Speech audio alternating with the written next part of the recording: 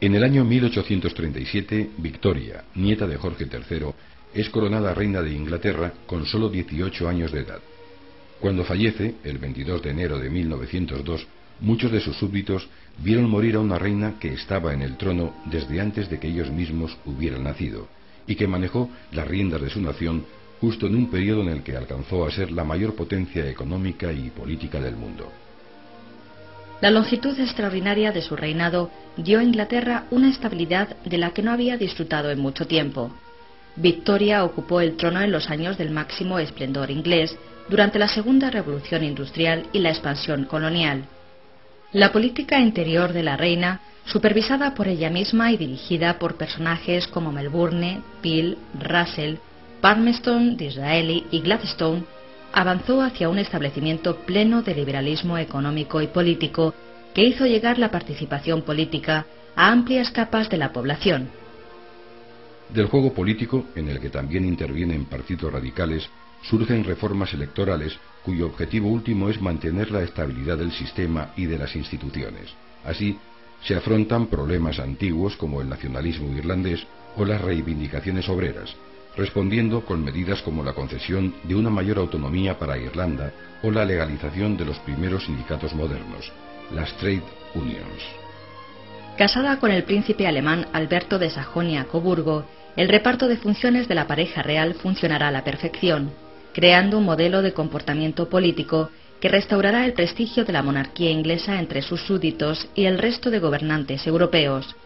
Sin embargo, la muerte de su marido en 1861 supone para la reina el acontecimiento más doloroso de su vida. A pesar de restringir sus apariciones públicas, desde el trono contribuye como nadie antes a afianzar el prestigio de la monarquía, ejerciendo un papel de referencia para el pueblo inglés.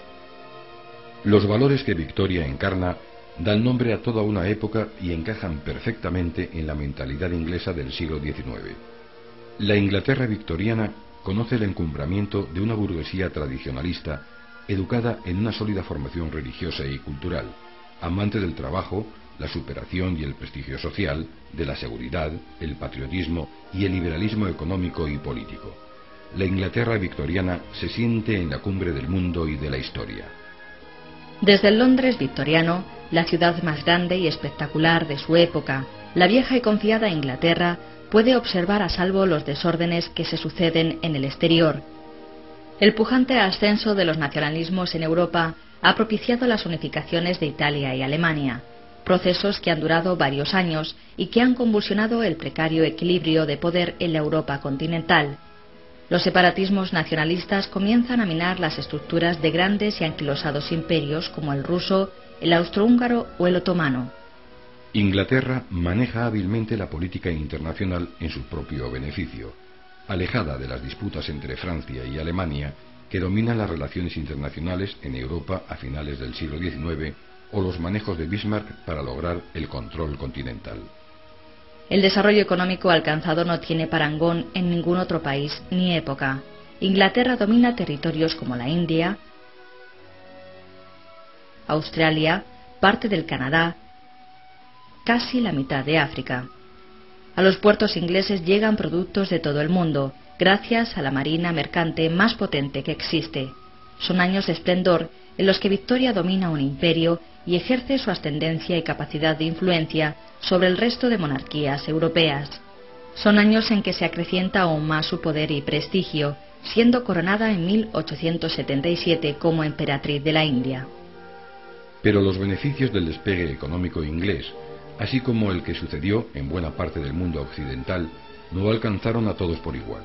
El desarrollo industrial se vio empujado por la aparición de nuevas máquinas que reducían el tiempo de producción y abarataban los costes. Sin embargo, la maquinización provocó protestas, pues los obreros pensaban que las máquinas podrían llegar a sustituirles. El largo y penoso trabajo industrial afectaba a hombres, mujeres y niños. Junto a jornadas extenuantes o salarios insuficientes, los obreros estaban sometidos al problema del desempleo, la falta de vivienda o el hacinamiento. Frente a este estado de cosas, no tardó en articularse un movimiento obrero organizado, con el socialismo de Marx, o el anarquismo de Bakunin como principales opciones. Huelgas y manifestaciones se convirtieron en la principal herramienta para lograr mejoras sociales. También en el terreno político, la sociedad se organiza para obtener mejoras en sus derechos, siendo especialmente activo el movimiento sufragista, que solicita el derecho a voto para la mujer. Durante los últimos años del siglo XIX y las primeras décadas del XX, la burguesía, el grupo social más pujante, aumentó su poder económico e influencia gracias a la propiedad de la tierra y de las grandes empresas industriales, financieras y comerciales. En general, la sociedad urbana albergaba el sentimiento de estar participando en una era de progreso y expansión. Frecuentemente se celebraron grandes exposiciones en las que se mostraban los últimos adelantos en las materias más diversas. Pero el mejor símbolo de la mentalidad de la época es la Torre Eiffel de París.